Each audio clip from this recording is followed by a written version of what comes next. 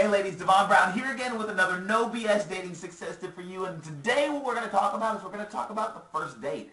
And we're going to talk about how you can become a better partner on that first date so that there can and will hopefully be a second date, because more often than not, whether or not there's a second date is determined by how well the first date went. And what I want to talk to you about today is I want to talk about asking questions on the first date. Now, we all know, and I don't need to make a video saying to stay away from certain topics and ask about certain topics. Certain topics that you stay away from are maybe politics and religion. Stay away from that stuff on the first date. But that's not really what I want to talk to you about today. What I want to talk to you about today is the method in which you're asking the questions. There's actually a little formula that I like to use that I'm going to share with you that's going to make you a much better question asker.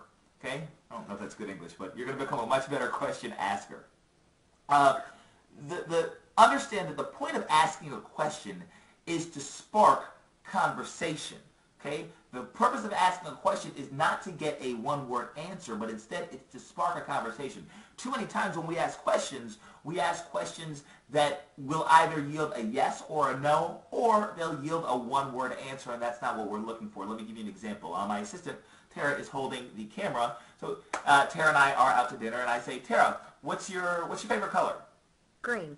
Okay, that's a one-word answer. And my response was, oh, really? I like green too. Green is awesome. Yeah, I agree.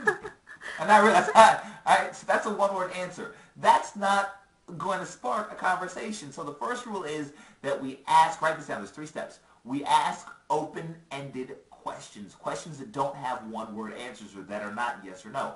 An example of this might be something to the effect of, so, tell me about the most exciting thing that you've done in the past year. Now, I want you to listen to how I phrase that question. I started by saying, tell me about.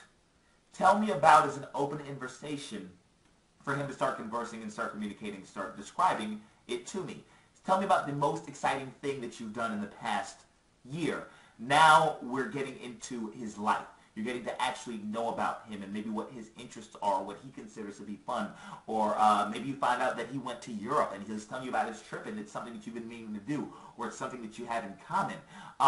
That's when communication really starts. So the first thing is we ask questions that are more open-ended, that do not have a yes or a no answer, like the example I gave you. The second part of this little formula for becoming a good question asker on a first date is to listen. Listen intently.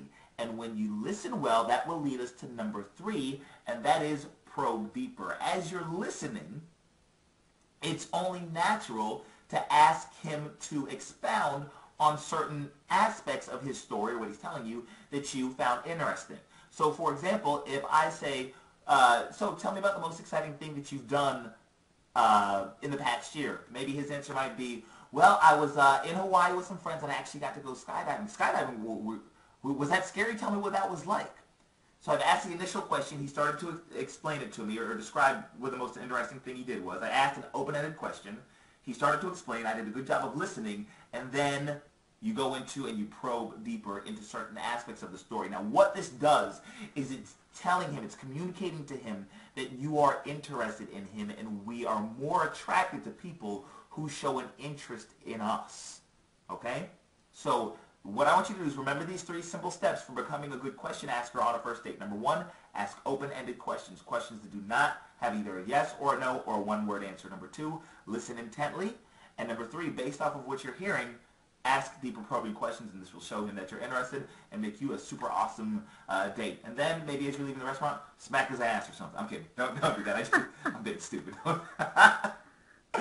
Disregard everything I said in the past 10 seconds and just listen to the stuff I said before. We'll catch you guys on the next video. Bye-bye.